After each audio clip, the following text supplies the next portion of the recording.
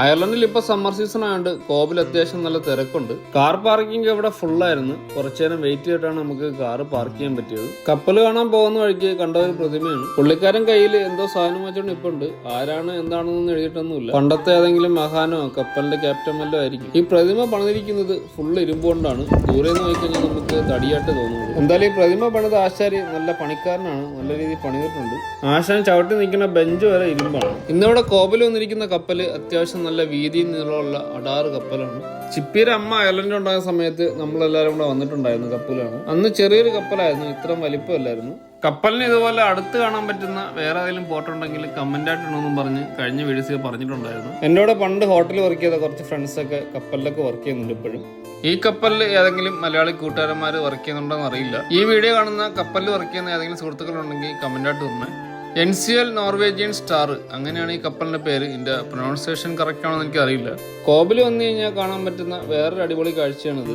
പോർട്ടിന്റെ തൊട്ടടുത്ത് തന്നെയാണ് റെയിൽവേ സ്റ്റേഷൻ. ഇത് കോർക്ക് സിറ്റി എന്നുള്ള ട്രെയിൻ സർവീസ് ആണ്. എല്ലാ 30 മിനിറ്റ് കൂടുമ്പോഴും ട്രെയിനിങ്ങിന് വന്നുകൊണ്ടേയിരിക്കും. അയർലൻഡിൽ തന്നെ ഒരു അടിപൊളി ടൂറിസ്റ്റ് ഡെസ്റ്റിനേഷനിൽ ഒന്നാണ് ഈ കോബ്. കോർക്കിൽ താമസിക്കുന്ന ഏറെക്കുറെ മലയാളികൾക്ക് ഇവിടെ വന്നിട്ടുണ്ടാവും. കോബിൽ ഇനിയും വന്നിട്ടില്ലാത്ത ഈ വീഡിയോ കാണുന്ന ഏതെങ്കിലും മലയാളീസ് കോർക്കിലുണ്ടെങ്കിൽ വന്ന് കാണണം. വന്ന് കാണേണ്ട ഒരു കാഴ്ചകൾ തന്നെയാണ് ഇവിടെ. ഈ കപ്പലിന്റെ പുറത്ത് ഫുള്ള് സ്റ്റാറുകൾ വാരി വിതറിയിരിക്കുകയാണ്. കപ്പൽ ഇവിടെ നിന്ന് തിരിക്കാൻ സമയമാണെന്ന് തോന്നുന്നു. കുറെ പേരൊക്കെ ട്രെയിനിൽ വന്നിറങ്ങുന്നുണ്ട്, കുറെ പേര് ബസ്സിൽ കൊണ്ടിറക്കുന്നുണ്ട്. കയറുന്ന പാസഞ്ചേഴ്സ് എല്ലാവരും തന്നെ അവരുടെ ID കാർഡും സെക്യൂരിറ്റി കാണിച്ചിട്ട് നേരെ അകത്തേക്ക് കയറുന്ന കാഴ്ചയാണ്. ഇവിടെ നോക്കിക്കഴിഞ്ഞാൽ നമുക്കെല്ലാം അടുത്ത് തന്നെ കാണാം. കയറുന്നതിന്റെ അവിടെ തന്നെ ഒരാൾ സാനിറ്റൈസറും വെച്ച് നിൽപ്പുണ്ട്. ഈ സാനിറ്റൈസർ എന്ന് കേൾക്കുമ്പോൾ എനിക്ക് പെട്ടെന്ന് ഓർമ്മ വരുന്നത് നമ്മുടെ പച്ച വീട്ടിൽ പ്രശ്നേഷനെയാണ്. പുള്ളിക്കാരൻ ഫേമസ് ആയത് ഈ സാനിറ്റൈസർ കൊണ്ടാണല്ലോ. ഇവിടെ അയർലൻഡിൽ വന്നതിന് ശേഷമാണ് ഞാൻ കപ്പലിനെ ആദ്യമായിട്ട് ഇങ്ങനെ അടുത്ത് കാണുന്നത്. ഞാൻ ആഫ്രിക്കയിലായപ്പോൾ നമ്മുടെ കമ്പനിയിൽ സാധനം വരുന്നത് കപ്പലിലായിരുന്നു. അത് കണ്ടെയ്നർ കപ്പലായിരുന്നു.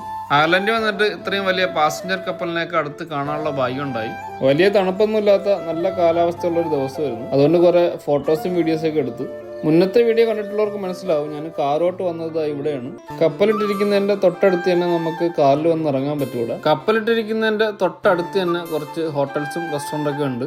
ഫുഡും ഡ്രിങ്ക്സൊക്കെ കഴിച്ചിട്ട് കാഴ്ചകളെ കണ്ടിരിക്കാൻ പറ്റിയ നല്ല വൈബുള്ളൊരു സ്ഥലമാണ്.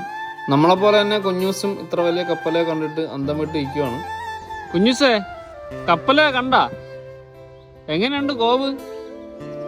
അടിപൊളിയാ, കൊള്ളാല്ലേ കപ്പല്?